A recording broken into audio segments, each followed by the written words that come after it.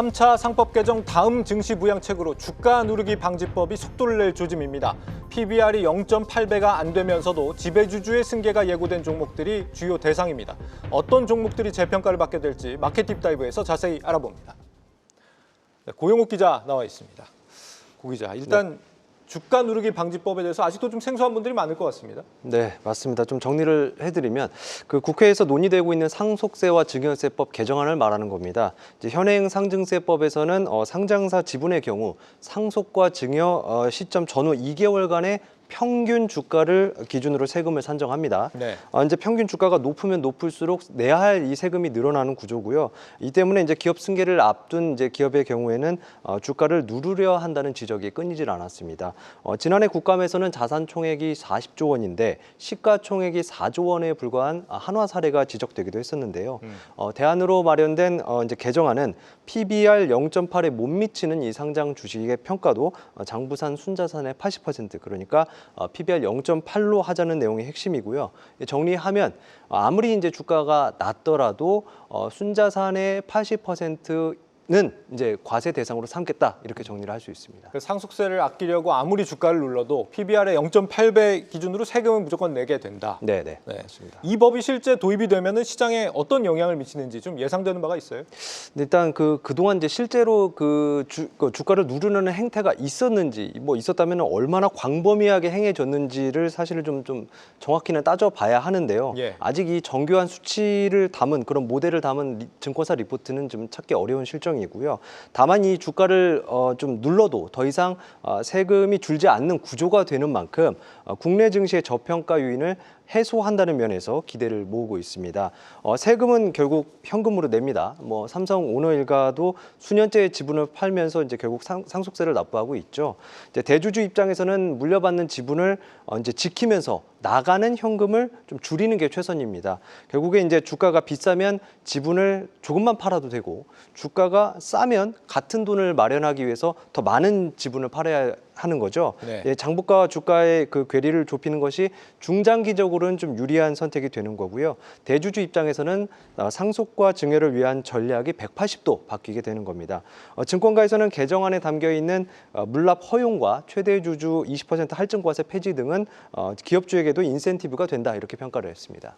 PBR 현재 1배가 안 되는 종목들만 1배가 되더라도 뭐 코스피가 한 300~400포인트는 올라간다 이런 분석을 내놓기도 했던데 네. 이 법안 도입에 대한 정책의 반응은 좀 어떻습니까? 이거 나름대로 좀 합리적인 것 같은데요.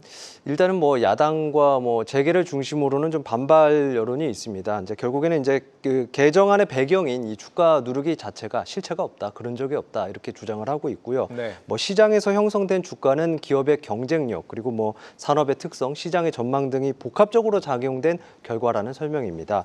또 이제 장부상 이 순자산으로 세금 기준을 평가할 경우에 문제도 제기가 되고 있습니다. 뭐 예를 들어서 이제 토지나 건물 같은 경우에는 재평가를 하지 않으면 이 수십 년 전에 취득한 그 장부가를 그대로 이제 반영을 하는 건데요.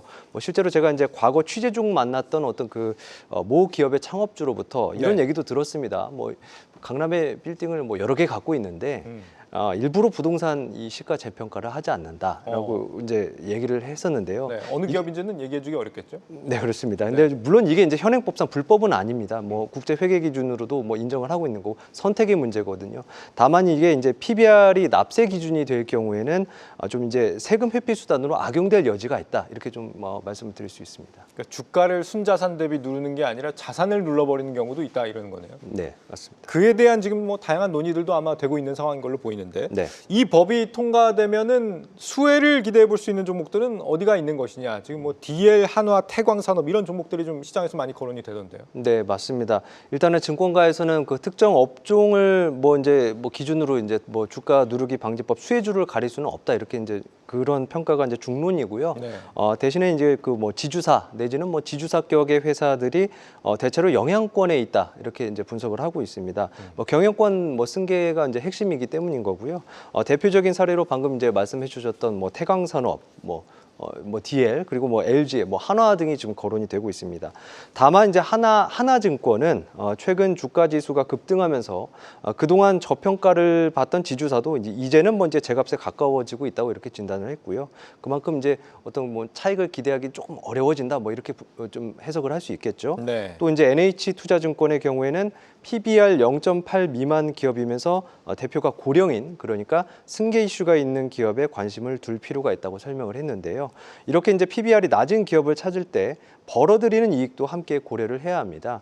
뭐 예를 들어서 상장 건설사의 경우에는 PBR 0.8 미만인 기업이 66%에 달하고, 또 이제 석화사들도 롯데케미칼의 경우에는 PBR이 지금 0.29밖에 되지 않거든요. 네. 이게 이렇게 저평가인데 속내를 들여다 보면은 아시다시피 뭐 건설 경기 침체와 지금 석화산업 구조 조정의 직면에 있다는 점을 좀 고려할 필요가 있겠습니다.